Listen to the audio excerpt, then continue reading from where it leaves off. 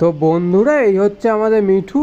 মিঠুকে আজকে হলুদ জল দিয়ে স্নান করাবো। আর মিঠু ওপরে উঠে বসে আছে। এই মিঠু, এদিকে এসো, এদিকে এসো। ওদিকে কোথায় যাচ্ছ? স্নান করতে হবে আজকে, হলুদ জল রেখেছি তোমার জন্য, এসো।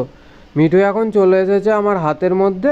মিঠুকে এক্ষুনি নিচে আমি ছাড়, আর তারপরেই হলুদ জলটা রেডি করে মিঠুকে আজকে স্নান করাবো। এ মিঠু, এদিকে এসো, এদিকে চলে এসো। এদিকে আমি জল দিচ্ছি তোমার স্নান করে নাও তাড়াতাড়ি। মিঠু, এখানটায় দাঁড়াও, আমি তোমার জন্য জলটা রেডি করছি। তো মিঠুর জন্য আমি এখন প্রথমে একটু জল নিয়ে নিয়েছি, আর জলের মধ্যে কিছুটা আমি হলুদ দিয়ে দেবো। তো বন্ধুরা, হলুদের পরিমাণটা খুবই অল্প দিতে হবে। এই দেখো, আমি ডিশের মধ্যে কিছুটা হলুদ দিয়ে দিয়েছি, আর হলুদটা দিয়ে তারপর জলের মধ্যে ওটাকে ভালোভাবে গুলে দেবো। আর মিঠু এদিকে চলে এসেছে স্নান করার জন্যে।